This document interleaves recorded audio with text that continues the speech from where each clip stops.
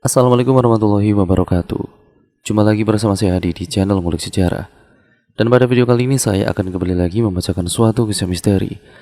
Kali ini berjudul tentang sebuah kisah misteri nenek kayu bakar. Cerita kali ini ditulis oleh MC Diktanya Demit. Nantinya kalian juga bisa mengunjungi thread beliau secara langsung. Linknya sudah saya taruh di kolom deskripsi video kali ini. Yuk, daripada kita lama-lama, daripada kita penasaran bagaimana kisahnya, mari kita langsung saja menuju ke ceritanya. Perhatikan baik-baik karena ceritanya akan segera saya mulai.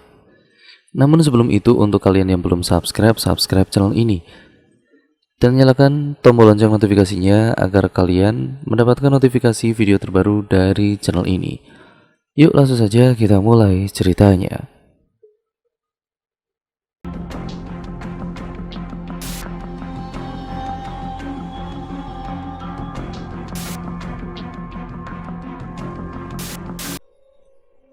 Ini adalah cerita yang dulu berkembang dan menggemparkan salah satu kampung yang ada di lereng gunung di dekat kampungku.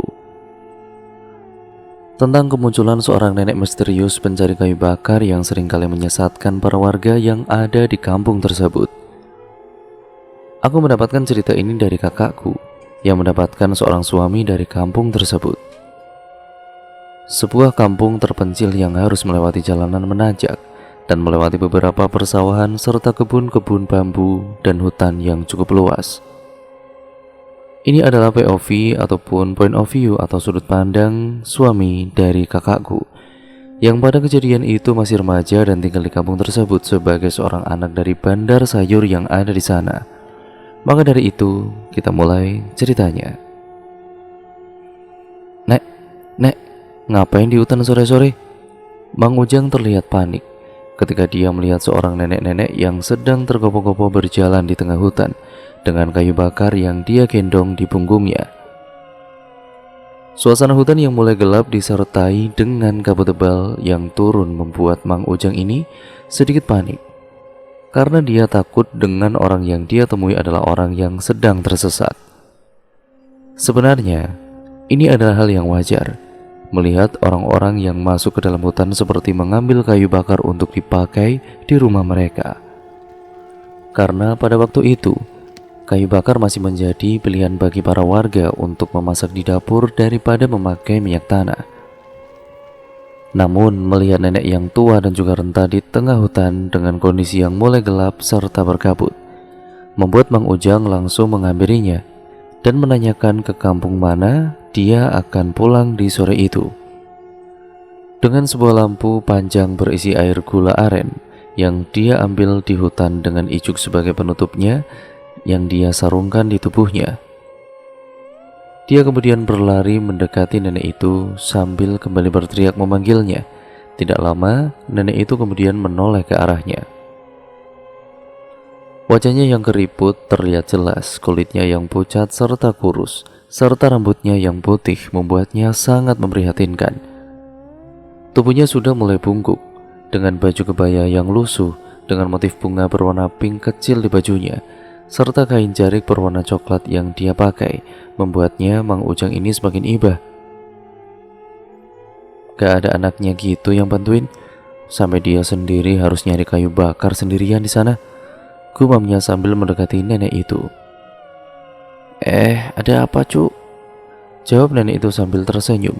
Mang Ujang yang berlari mendekati nenek itu langsung berkata di tengah kabut tebal yang menutupi mereka berdua di tengah hutan. Kalau nenek tinggal di kampung mana? Biar sama aku aja diantarkan. Nyari kayu sore-sore gini hati-hati nanti nyasar. Ini itu hutan, Nek. Nenek itu hanya tersenyum mendengar ucapan dari Mang Ujang. Apalagi setelah dia mengambil kayu bakar yang berat itu dari punggungnya dan dipindahkan kepada punggungnya untuk dia bawa. Mang Ujang menawarkan diri untuk mengantarkan nenek itu pulang. Dia teringat dengan almarhum ibunya yang jika dirinya masih hidup, mungkin umurnya tidak beda jauh dengan nenek yang dia temui di tengah hutan ini. Ayo Nek, sama aku diantarkan pulang. Nenek itu kemudian hanya bisa mengangguk. Mang Ujang mempersilahkan nenek itu untuk jalan duluan menembus kabut hutan yang tebal. Sedangkan Mang Ujang kini mengikutinya dari belakang. dengan bambu yang berisi air aren dan kayu bakar yang digendong di punggungnya. Namun setelah itu Mang Ujang ini menghilang.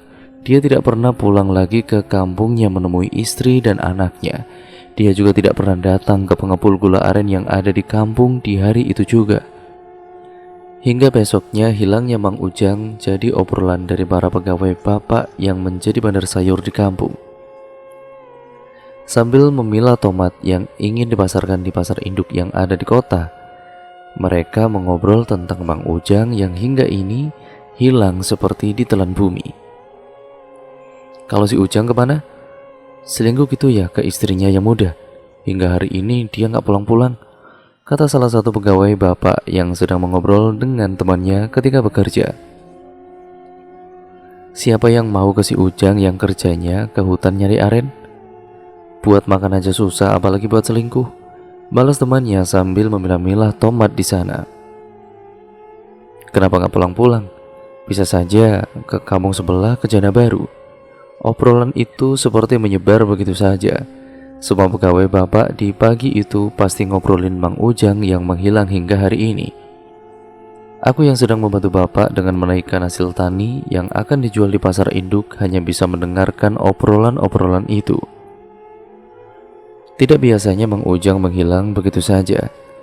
Dia hafal seluk-beluk hutan yang ada tepat di belakang kampungku itu. Dia adalah orang yang paling diandalkan bila ada warga kampung yang tersesat di hutan. Namun entah mengapa keberadaannya kini menghilang. Selama dia hidup, hampir setiap hari dia masuk dan keluar hutan itu, mencari semua hal yang bisa dia jual atau dia makan bersama keluarganya yang ada di rumah. Gula aren, jamur hutan, buah-buahan, bahkan anggrek hutan dia cari dan dia jual untuk kehidupannya. Sehingga akan sangat aneh apabila Mang Ujang menghilang tanpa jejak hingga hari ini. Di tengah-tengah obrolan yang serius itu, tiba-tiba bapak datang dari dalam rumah dengan sebuah buku catatan kecil yang sering kali dia pakai untuk mencatat sayuran yang sudah dipilah. Juga catatan dari petani yang menyetor hasil tani ke tempatnya. Tis, nanti setelah semua sayuran diangkut dan diantarkan oleh sopir ke pasar, kita ke rumah si Bu Ella ya. Kita bantu mereka bersama para warga lain untuk mencari Mang Ujang. Soalnya para warga akan berangkat mencari Mang Ujang. Aku hanya mengangguk mendengarkan hal itu. Sambil mengangkat peti tomat yang lumayan berat ke atas mobil, aku kembali mendengar obrolan dari ibu-ibu yang ada di dekatku. Hingga tidak terasa seluruh mobil kini telah penuh oleh sayuran yang akan dijual. Tidak lama kemudian mobil pun berangkat secara perlahan ke arah pasar induk itu untuk menjual hasil tani para warga. Aku pun mulai membereskan sisa-sisa sayuran yang terbuang dan membersihkannya sebelum akhirnya aku pulang ke rumah untuk membersihkan diri. 2 jam kemudian, aku yang sudah selesai membersihkan diri langsung menemui bapak yang ada di depan rumah. Kenapa si Mang Ujang bisa menghilang begitu saja ya Pak? Bukannya dia itu tahu jalur di gunung itu ya? Kataku sambil menunjuk ke sebuah gunung yang tepat berada di belakang kampung. Bapaknya juga nggak tahu Tis. Makanya ini kita berkumpul dulu di rumah Bu Ella atas saran dari Pak RW. Ya kita coba cari Mang Ujang di dalam hutan bersama para warga, kata bapak sambil mengajakku berjalan melewati jalan kampung yang sedikit berlumpur dan berbatu. Aku membalas perkataan bapak dengan sebuah anggukan. Sambil berjalan mendekati rumah Bu Ella, aku mengobrol banyak tentang Mang Ujang, seseorang yang menurutku tidak mungkin dia bisa menghilang begitu saja di hutan itu. Rupanya, warga sudah berkumpul di depan rumah Bu Ella. Terlihat Bu Ella menangis terseduh-seduh di dalam rumah dengan pintunya yang terbuka. Beberapa ibu-ibu termasuk ibuku sudah ada terlebih dahulu di sana, berusaha untuk menenangkan Bu Ella yang menangis atas kehilangan Mang Ujang. Sementara di luar rumah terlihat bapak-bapak dan juga para remaja kampung yang berkumpul menunggu instruksi dari Pak RW yang sepertinya memang sedang menunggu bapak di sana. Sebagai seorang bandar sayur di kampung tersebut, bapak memang dihormati oleh semua warga. Wajar saja semua hasil tani warga bergantung kepada Bapak.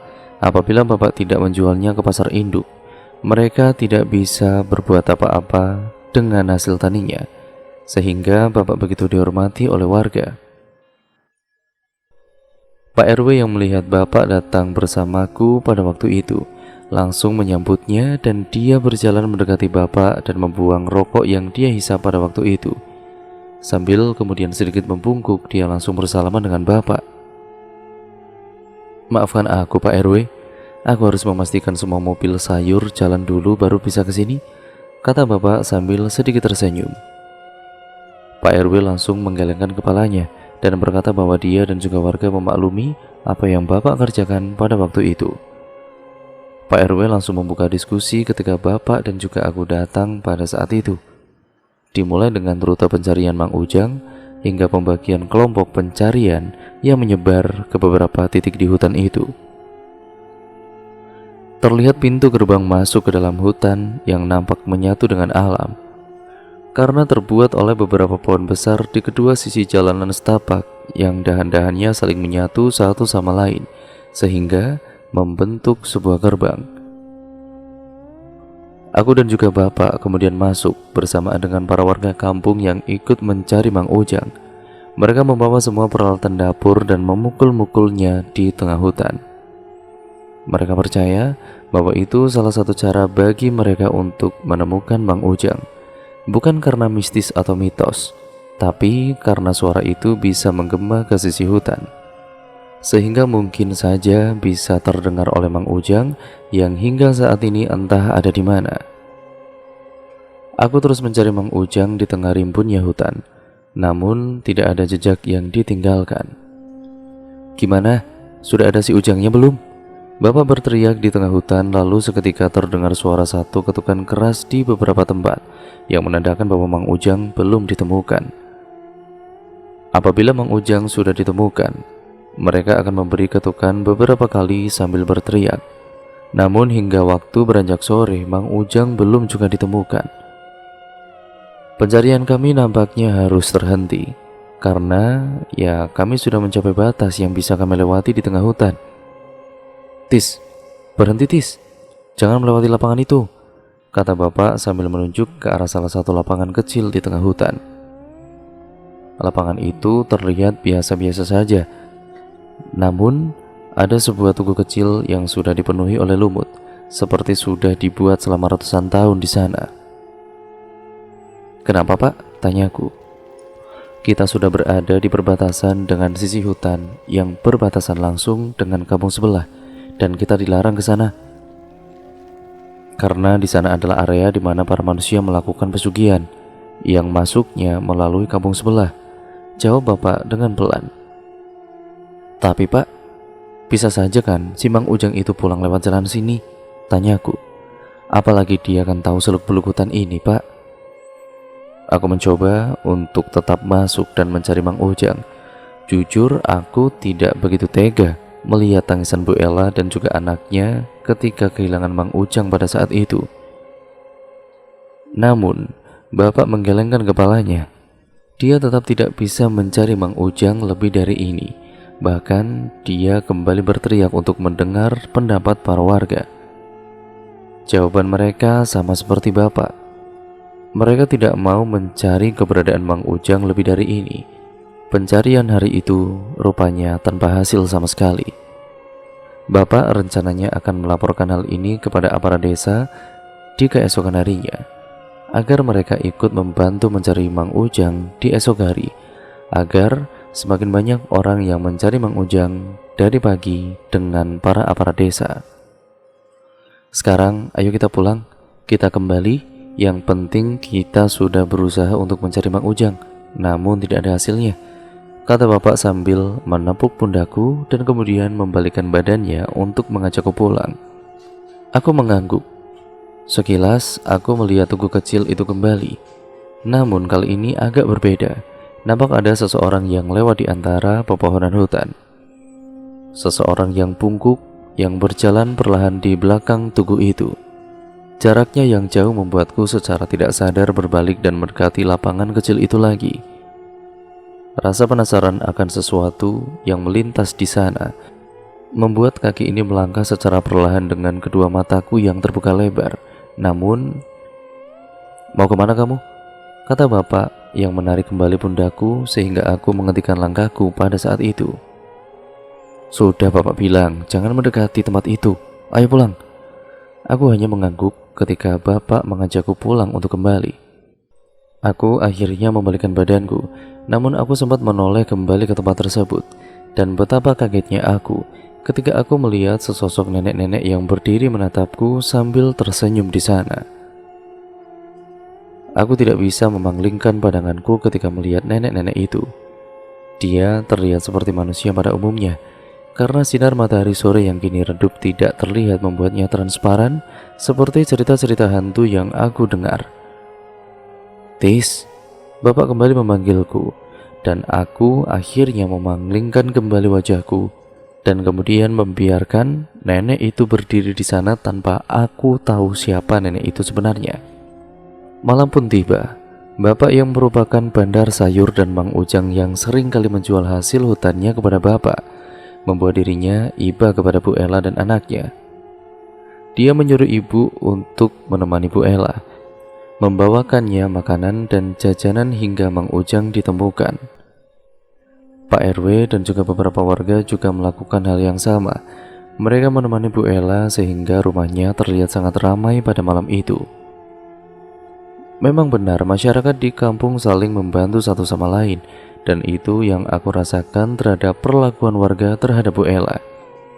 Namun, berbeda denganku, aku mempunyai tugas yang mengharuskan aku beristirahat lebih awal, sehingga aku tidur ketika mereka semua berada di rumah Bu Ella.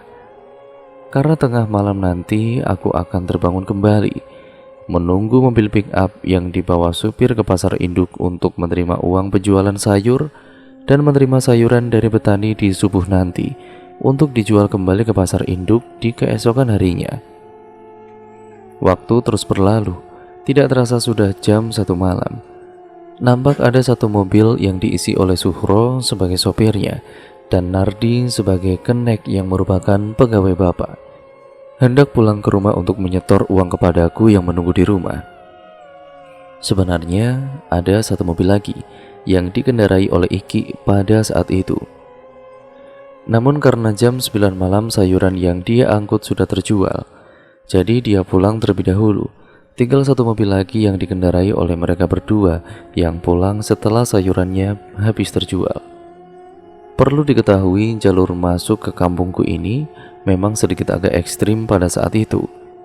Jalanan yang menanjak dengan kontur tanah yang berbatu, juga tanpa penerangan sama sekali, dan tentu saja harus melewati hutan tempat Mang Ujang hilang hingga hari ini. Mungkin apabila kalian melewatinya ketika sekarang, jalanannya akan mulus, pohon yang menutupi jalanan tidak terlihat lagi, sehingga sinar matahari akan terlihat jelas. Namun dahulu tidak seperti itu. Hutan ini sangatlah lebat, dan dahan pohonnya pun sampai menutupi jalan. Tidak jarang, banyak sekali monyet-monyet yang melompat di antara pepohonan itu. Bahkan tidak jarang ada ular pohon berwarna hijau yang sering jatuh dan menimpa manusia yang ada di bawahnya. Namun hal itu tidak berlaku terhadap sopir-sopir bapak.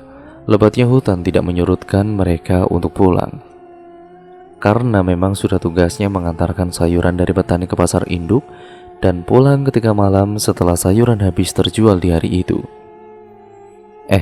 Katanya si Ujang hilang di hutan ini ya?" kata Suhro yang bertanya kepada Nardi dengan tatapannya yang fokus ke jalanan yang gelap sambil merokok. Nardi pun kemudian menoleh. Dia tersenyum mendengar hal itu dan menjawab dengan sedikit bercanda, "Diumpetin hantu mungkin, atau sedang tapa biar kaya?" jawab Nardi sambil menghisap rokok dan tersenyum kecil. Obrolan tentang Mang Ujang menghiasi perjalanan mereka ketika pulang. Mereka berdua heran, Mang Ujang yang tahu seluk-beluk hutan tiba-tiba kok tidak bisa pulang. Sesosok orang yang bahkan dipercaya ketika ada seseorang yang tersesat di hutan ini menghilang begitu saja. Di tengah-tengah obrolan mereka tentang Mang Ujang, Secara kebetulan mobil mereka tiba-tiba berhenti di tengah hutan yang begitu gelap. Mesinnya mendadak mati hingga mereka harus turun dari mobil dan mencari tahu apa yang sebenarnya terjadi. Suasana gelap menyelimuti mereka pada saat itu. Pohon yang tinggi menjulang ke atas dengan suara hewan malam bisa membuat merinding dibuatnya. Namun Nardi dan juga Suhro nampak biasa saja. Jalan yang mereka sering lewati ketika malam membuat mereka tidak takut sama sekali. Duh, oi, ini air radiatornya kayaknya dikit dan juga perlu ditambah nih. Mang, punten eta air bawa di belakang jok buat ngisi air radiator, kata Suhro yang menyuruh Nardi untuk mengambil air minum untuk diisi ke radiator mobilnya. Nardi yang pada saat itu lagi merokok langsung turun dan membuangnya ke pinggir jalan. Dia kemudian menginjaknya beberapa kali agar nyala apinya itu padam. Sebelum akhirnya dia merokok air minum yang ada di belakang jok mobilnya untuk diberikan kepada Suhro.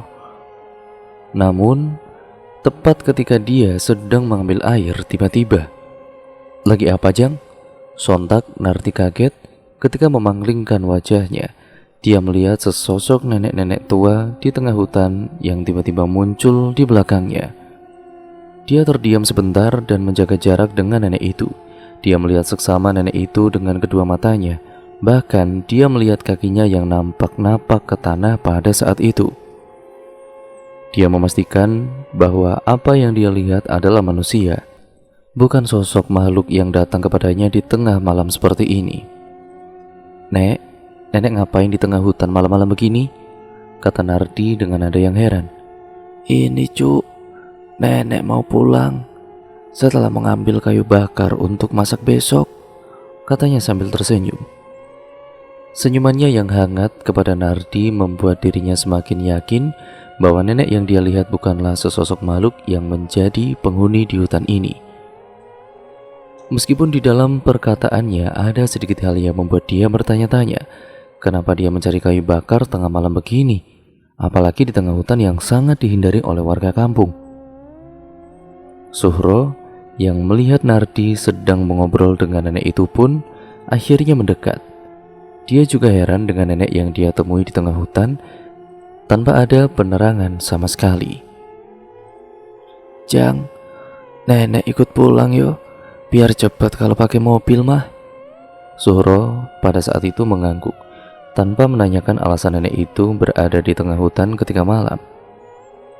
Ya sudah wajar bagi dia untuk membantu orang-orang yang nebeng dengan mobilnya ketika mereka akan pulang ke kampung. Bukan satu atau dua kali dia melakukan hal itu. Sudah menjadi rahasia umum bagi mereka yang melewati jalanan ini ketika malam dan menumpang kepada kendaraan yang melintas. Karena ya tidak ada kendaraan umum atau ojek yang melewati tempat ini ketika malam tiba. "Nek, duduknya di depan atuh ya. Masa duduk di bak belakang?" kata Suhro yang menawarkan diri untuk duduk di depan bersama dirinya, sedangkan Nardi duduk di belakang.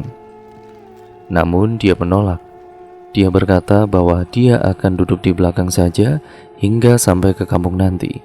Dia hanya berterima kasih sudah diberikan tumpangan oleh mereka berdua. Aku yang menunggu mereka kini sedikit terkantuk-kantuk di depan rumah. Dengan secangkir kopi dan sarung yang menutupi seluruh tubuhku, aku menunggu mereka berdua sambil ditemani oleh Iki yang sudah pulang terlebih dahulu dan tertidur di sebelahku pada saat itu. "Pada kemana ini sopir ya?" kataku kembali melihat jam dinding yang sudah menunjukkan hampir jam 2 pagi. Aku hanya melamun sambil menyeruput kopi, melihat gelapnya malam di luar rumah yang bertabur bintang di atas sana. Namun, tidak lama berselang, aku dikejutkan oleh suara mobil yang dipaksa mengebut di jalanan berbatu. Di sana aku melihat Nardi dan juga Suhro yang nampak ketakutan di dalam mobil itu. Seketika aku langsung berdiri dan menghampiri mereka berdua. Mereka turun dan berdebat tentang sesuatu sambil berlari ke arah rumah. "Kataku juga itu hantu. Buktinya menghilangkan nenek itu," kata Suhro dengan napas yang terengah-engah. Namun Hal berbeda diungkapkan oleh Nardi. Dia menolak argumen yang diberikan oleh Suhro. Tapi ini ada kayu bakar di sini. Masa hantu nyari kayu bakar? Ini lihat, masih ada kayu bakarnya, kata Nardi yang menunjuk ke arah kayu bakar yang tergeletak begitu saja di belakang mobil mereka. Seketika itu pula aku mencoba menenangkan mereka berdua. Suhro nampak ketakutan atas apa yang terjadi, sehingga dia mengebut di jalanan yang berbatu hingga sampai ke rumah pada malam itu. Aku mencoba untuk mencari tahu kenapa mereka bisa ketakutan seperti itu.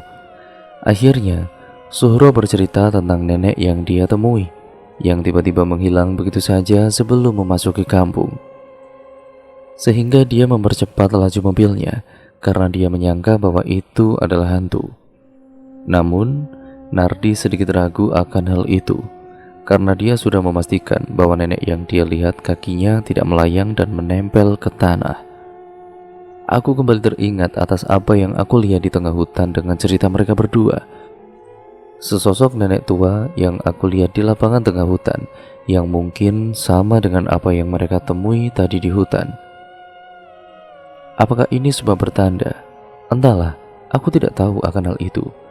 Aku hanya mengambil uang sayur dari mereka dan menyuruh mereka untuk pulang dan beristirahat secepatnya. Aku juga membangunkan Iki yang tertidur pulas di sana untuk pulang ke rumahnya.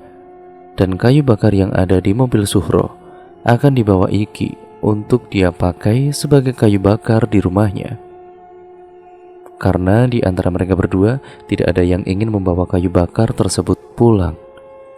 Aku pun memarkirkan kedua mobil itu agar gampang ketika sayuran diangkut ke atas mobil ketika pagi tiba. Sedangkan Suhro, Nardi, dan Iki kemudian pulang ke rumah masing-masing, yang letaknya masih berada di satu kampung denganku pada malam itu. Iki pulang sambil menggendong kayu bakar yang dia bawa, berjalan di tengah malam di sebuah kampung yang sepi dan hening ketika malam tiba. Yang ada hanyalah gonggongan anjing yang menunggu sang pemiliknya pulang ke rumah pada saat itu. Kondisi rumah pun terlihat sangat sepi sekali karena ibu, bapak, dan kedua adiknya masih tertidur pulas di sana. Dia pun akhirnya masuk ke dalam rumah dan menutup pintu. Kayu bakar yang dia bawa disimpan di dekat pintu untuk nanti dia pakai ketika ibunya memasak ketika pagi tiba. Dia tertidur dengan lemas di sebuah kursi di ruangan tengah.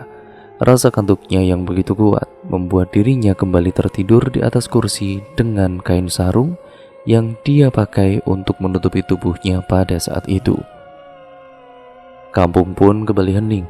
Aku yang ada di depan rumah memilih untuk memejamkan mata di luar, menunggu para petani datang sambil membawa hasil tani ketika subuh menjelang. Sedangkan Iki dia dikejutkan oleh sebuah ketukan dari pintu ketika tepat jam 4 pagi.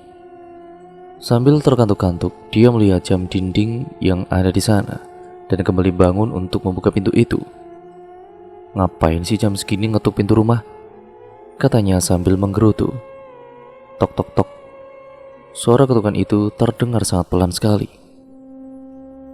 Ketika Iki masih berjalan menuju pintu rumah, mulutnya menguap. Dia masih kurang tidur karena terbangun ketika Suhro dan Nardi datang ke rumah pada saat itu. Dia membuka pintunya dengan perlahan. Suara decit pintu kayu terdengar dengan jelas ketika suasana sedang hening seperti ini. Terlihat sosok yang nampak asing muncul di depan pintu itu. Wajahnya tersenyum dengan tubuhnya yang nampak bungkuk. Rambutnya yang putih terurai dengan wajahnya yang keriput. Dia menatap Iki yang masih mengantuk di dekat pintu rumahnya. Ada apa ya, Nek?" Nampak Iki kebingungan. Ada nenek-nenek datang ke rumahnya ketika subuh tiba. Nenek tersebut mengangkat salah satu tangannya secara perlahan. Tangan yang benar-benar keriput terlihat dengan jelas olehnya. Dia membuka mulutnya secara perlahan sambil berkata kepada Iki yang ada di sana, "Nenek, mau bawa kayu bakar yang tadi ketinggalan di mobil?" katanya sambil menunjuk kayu bakar yang dia simpan di dalam rumah. Sontak perasaan Iki berubah ketika dia mendengar hal itu, seperti ada hawa dingin yang menusuk dari luar, yang membuatnya merinding secara tiba-tiba. Belum lagi lampu yang menyala berkedip begitu saja dalam beberapa kali, membuat suasana di depan rumahnya menjadi menyeramkan. Selang beberapa menit berlalu, nenek itu tiba-tiba menghilang begitu saja, dan entah mengapa Iki yang membuka pintu rumahnya pun ikut menghilang. Hanya kayu bakar saja yang ada di dalam rumah dengan pintu yang terbuka lebar pada saat itu. Dan hal itu diketahui oleh keluarganya ketika pagi tiba. Tis, bangun Tis. Aku tiba-tiba dibangunkan oleh bapak di pagi itu. Rasa kantuk yang masih menyerangku karena aku yang kurang tidur membuat aku berat untuk membuka mata.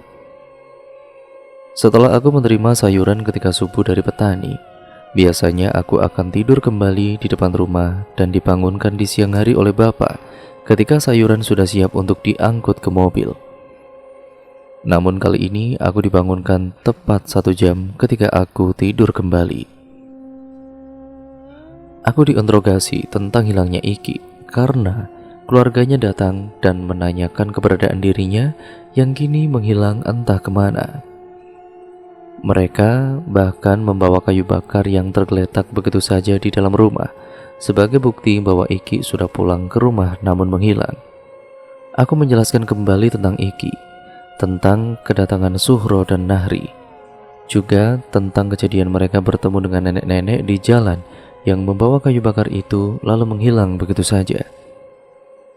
Aku berkata bahwa Iki benar-benar pulang dan tidur di sebelahku ketika aku menunggu Suhro dan juga Nahri pada malam itu. Bahkan, aku menyusul mereka berdua untuk memperkuat argumenku tentang Iki dan memastikan bahwa Iki sudah pulang ke rumah. Apa gara-gara nenek yang nebeng ke mobil Suhro dan juga Nahri ya? Tanyaku kepada bapak. Bisa jadi itu adalah pelaku pesugihan yang ada di balik hutan yang kemarin bapak bicarakan. Karena sewaktu kita mencari Mang Ujang, aku ingat betul bahwa aku bertemu nenek-nenek di lapangan itu. Siang pun tiba. Nampak awan hitam muncul begitu saja dan menutupi matahari yang bersinar dengan terangnya di atas sana. Warga kini mulai pencarian kembali, di mana warga mencari kembali Iki dan juga Mang Ujang yang hilang entah kemana. Sedangkan Suhro dan juga Nardi dia berangkat ke pasar. Nardi kini menjadi sopir mobil yang seharusnya dikendarai oleh Iki. Mereka berdua pun diberikan amanat untuk melaporkan kejadian ini kepada aparat desa dengan berkas-berkas yang sudah bapak siapkan sebelumnya. Bahkan, bapak berpesan bahwa ini adalah laporannya, seseorang yang mereka kenal sebagai bandar sayur di kampung itu. Hal itu sengaja dia buat, agar laporannya ini bisa diproses oleh mereka dan bisa membantu pencarian orang-orang yang hilang di sana. Entah mengapa, pencarian kali ini begitu sulit. Alam rupanya tidak berpihak pada kita semua. 1 jam setelah kita masuk ke dalam sana, hujan pun turun, membuat semua jalan menjadi becek dan licin. Apalagi kabut tebal pun turun sehingga membuat pandangan kita pun terbatas. Namun suara dari benda-benda yang dipukul-pukul oleh para warga membuat suasana di sana sedikit agak ramai. Meskipun lama-kelamaan suara itu menghilang satu persatu karena suaranya tertutup oleh hujan yang semakin deras di hari itu. Tis, tunggu dulu di sini. Bapak mau ke Pak RW ya untuk menanyakan tentang kelanjutan pencarian ini. Nampaknya hal ini harus segera dihentikan karena situasinya semakin tidak memungkinkan, kata bapak sambil menatap langit yang gelap. Aku hanya mengangguk dengan salah satu tangan yang memegang daun pisang untuk menutupi tubuhku agar tidak basah pada saat itu. Hewan hutan ketika hujan membuat siapapun akan kedinginan, termasuk aku yang sedang berada di sini. Aku akhirnya ditinggal sendirian. Bapak kemudian berbalik dan berjalan menuju Pak RW dan salah satu warga yang letaknya tidak jauh dari sana. Dia berjalan menembus kabut hutan dan secara perlahan menghilang begitu saja di sana. 1 menit, 2 menit, 3 menit, hingga hampir 10 menit berlalu. Aku tidak menemukan tanda-tanda bahwa bapak kembali kepadaku pada saat itu. Tubuhku semakin kedinginan karena hujan semakin deras dan daun pisang yang aku pakai kini tidak berguna lagi. Akhirnya aku berdiri kembali, melihat ke sekelilingku yang penuh kabut dan hawa hutan yang terasa hening sekali sekarang. Seperti tidak ada tanda-tanda bahwa ada warga yang dekat dariku pada saat itu. Aku seperti sendirian sekarang, di tengah hutan yang lebat dan diguyur oleh hujan yang deras. Dengan perasaan dingin yang menusuk, akhirnya aku memutuskan kembali menyusul bapak yang kini belum kembali. Jalanan yang licin akibat hujan juga kabut yang membuat jarak pandangku terbatas, membuat aku melangkahkan kakiku dengan pelan sambil berpegangan pada dahan pohon pada saat itu. Aku benar-benar tidak merasakan bahwa ada warga yang tadi ikut mencari orang yang hilang di sekitarku pada saat ini. Aku benar-benar sendirian sekarang. Yang kulihat hanyalah kabut putih juga pepohonan yang lebat. Apakah aku tersesat atau mungkin bapak yang tersesat? Entahlah, aku tidak tahu.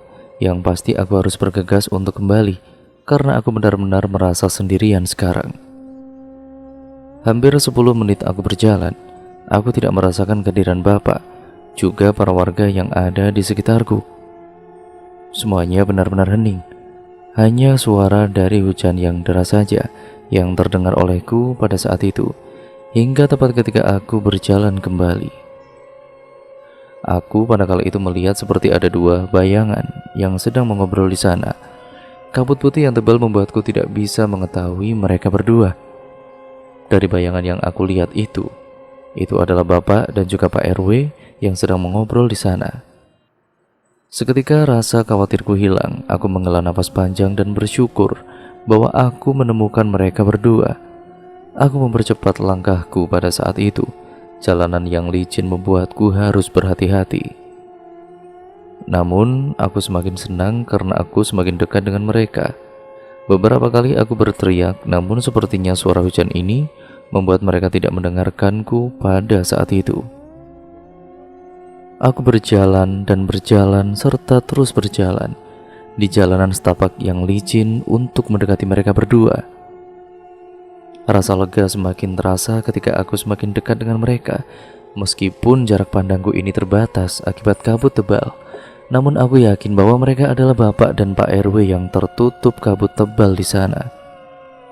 Pak, Pak, aku mulai berteriak, mengangkat tanganku dengan harapan aku bisa menepuk pundaknya pada saat itu. Namun, bayangan itu seperti tidak bisa disentuh. Bayangan itu tiba-tiba berubah menjadi kepulan asap ketika aku ingin memegangnya.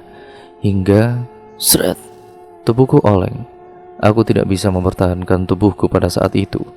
Sehingga hal itu membuatku terjatuh dengan sendirinya. Aku terguling di antara semak-semak hutan, bersamaan dengan hujan yang terus mengguyur tubuhku yang terjatuh pada saat itu. Seketika aku tidak sadarkan diri di sana, dan entah mengapa, aku kembali bangun ketika malam tiba di dalam hutan tersebut. Tubuhku terasa sangat perih sekali ketika aku terbangun. Ranting-ranting pohon yang aku tabrak ketika aku terjatuh pada saat itu membuat sebagian tubuhku luka-luka. Namun, aku masih bersyukur tidak ada salah satu anggota badanku yang terkilir pada saat itu. Hujan juga nampaknya sudah berhenti, yang kini berganti dengan sinar bulan purnama yang setidaknya bisa membuat kedua mataku ini bisa melihat keadaan hutan ketika malam, meskipun itu samar-samar. Aku sekarang harus bagaimana? Pikirku. Aku hanya terduduk lemas di bawah sebuah pohon besar di dekatku. Tidak terasa mataku tiba-tiba berkunang-kunang. Aku bingung harus melakukan apa sekarang. Kuk, kuk. Aku tiba-tiba kaget dengan suara yang tiba-tiba terdengar oleh kedua telingaku. Di saat-saat seperti ini, telingaku kini jadi semakin waspada.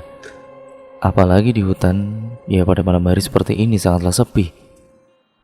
Suara hewan malam ini muncul dan juga terdengar olehku, terutama suara burung hantu yang mengagetkanku pada saat itu. Aku semakin berkedip ketakutan. Aku mendekatkan kakiku dan kemudian memegangnya. Aku menunduk karena aku sangat takut melihat keadaan sekitar yang kini gelap gulita. Di tengah-tengah kebingunganku, aku terus-menerus berpikir tentang segala hal pada situasi seperti ini. Aku tidak bisa berteriak meminta tolong karena tidak mungkin kan ada warga kampung yang berkeliaran di hutan ini sekarang. Aku akhirnya memberanikan diriku mencoba untuk keluar dari tempat ini dan pulang ke kampung untuk beristirahat. Berusaha menembus malam dengan jalur yang aku ketahui, dan hanya bermodalkan sinar bulan sebagai penerangku satu-satunya. Setelah berjalan beberapa menit menembus hutan, langkahku tiba-tiba terhenti karena aku mendengar sesuatu yang muncul dari dalam kegelapan malam. Ada suara seseorang yang sedang berjalan dan menyeret kakinya di antara daun-daun kering di tengah hutan. Kerusak, kerusak. Suara tersebut kembali terdengar olehku. Bahkan suara tersebut semakin jelas terdengar oleh kedua telingaku. Dan suara itu membuatku sangat yakin bahwa itu bukanlah suara hewan malam seperti babi hutan yang datang kepadaku untuk mencari makan. Tapi itu adalah suara langkah kaki manusia yang sengaja menyeret kakinya di antara daun-daun kering secara perlahan. Entah mengapa, tepat ketika aku mendengar suara itu, hatiku berkata bahwa aku harus menjauhi tempat itu dengan segera. Tanpa penerangan sama sekali, aku akhirnya berjalan kembali dengan meraba pepohonan yang di sekitarnya. Aku melakukan hal itu agar aku tidak terjatuh akibat jalanan yang aku lewati ini penuh lumut dan berlumpur. Apalagi sinar bulan tidak sepenuhnya mampu menerangi jalanku. Pikiranku kacau, hatiku tidak karuan. Aku terus-terusan berpikir yang tidak-tidak selama di hutan ini. Namun aku harus tetap bergerak, karena aku harus bisa keluar dari hutan ini dengan segera. Tidak lama kemudian aku berjalan melewati pepohonan. Akhirnya aku menemui jalan setapak. Aku pun bisa berlari dengan mengikuti arah jalan itu. Aku yakin bahwa jalanan tersebut adalah jalanan setapak yang bisa menembus hutan dan sampai di kampung. Aku terus-terusan berlari dengan rasa takut melewati jalanan setapak yang becek dan berlumpur tersebut tanpa henti. Keringat dingin kini membasahi tubuhku. Tanganku tidak henti-hentinya bergetar karena ketakutan. Bahkan beberapa kali aku menutup telingaku karena suara-suara malam di dalam hutan membuat jantungku berdetak sangat kencang. Hingga langkahku ini mendadak terhenti di tengah-tengah jalan setapak yang aku lalui saat ini. Karena sepasang mata merah tiba-tiba muncul tidak jauh di depanku, bersamaan dengan bayangan hitam yang bercampur dengan gelapnya hutan pada malam itu. Apa itu? Mulutku mengeluarkan suara dengan sedikit bergetar. Tubuhku tiba-tiba terasa berhenti ketika ada sesuatu di depanku yang menghalangiku ketika aku berlari melewati jalan setapak ini. Aku kini hanya bisa terdiam dan tidak bisa menggerakkan tubuhku karena tekanan yang dikeluarkan oleh sesuatu yang tiba-tiba muncul dengan mata merahnya yang menyala di depanku. Aku berusaha membuat tubuhku bergerak kembali dengan rasa takut yang kini mulai memuncak. Aku mau tidak mau harus kembali berlari ke arah sebaliknya dengan mencari jalan lain agar aku bisa melewati sepasang mata yang berdiri di jalanan setapak tersebut. Namun, kerusak, kerusak. Dari arah belakang terdengar kembali suara orang yang berjalan. Suara yang tadi terdengar di dalam hutan yang rupanya terus-menerus mengikuti dengan kaki yang terus-menerus diseret melewati daun-daun kering agar suaranya terdengar olehku. Rasa panik dan juga bingung kini terasa olehku. Di ujung jalan sana ada sepasang mata dengan bayangan hitam yang besar yang menutup jalanan setapak tempat aku berlari pada saat ini. Dan di belakang sana terdengar suara langkah kaki yang mengikutiku dari belakang secara perlahan.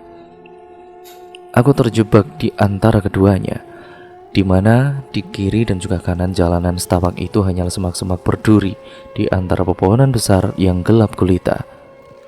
Di saat kebingunganku pada saat itu, aku akhirnya melakukan hal yang menurutku sangatlah bodoh untuk dilakukan. Karena aku sudah tidak tahu harus berbuat apa lagi pada kondisi yang genting seperti ini. Kerusak! Aku akhirnya berlari ke arah semak hutan dan membiarkan tubuhku terkena duri tajam yang melukaiku pada saat itu. Rasa perih mulai terasa di sekitar tanganku. Aku hanya mengernyit kesakitan ketika aku sengaja membiarkan tubuhku melewati semak-semak hutan yang berduri. Aku terus-menerus berlari, melewati beberapa semak-semak yang menghalangi jalanku. Kaki tangan bahkan wajah kini terasa perih akibat luka yang disebabkan duri dari semak-semak tersebut. Aku mencoba bertahan dari rasa perih yang aku rasakan agar aku bisa terhindar dari sesuatu yang aku lihat tadi. Namun, ketika aku keluar dari semak-semak hutan dengan luka yang memenuhi tubuhku, aku menemukan sebuah tempat kecil yang dikelilingi oleh pepohonan hutan. Napasku terengah-engah. Aku sedikit membungkukkan badanku untuk menahan kedua kakiku agar aku tidak terjatuh. Aku kini berada di sebuah tempat yang dilarang untuk Bapak masuki ketika aku mencari Mang Ujang. Sebuah lapangan kecil dengan sebuah tugu di ujungnya yang merupakan tempat pesugihan yang ada di balik hutan ini. Dan cerita pun akhirnya bersambung ke part yang selanjutnya, yaitu part kedua, yang sekaligus menjadi part terakhir dari keseluruhan alur ceritanya. Untuk kalian yang penasaran, tetap stay tune terus di channel ini. Jangan lupa like, komen, dan share sebanyak-banyaknya.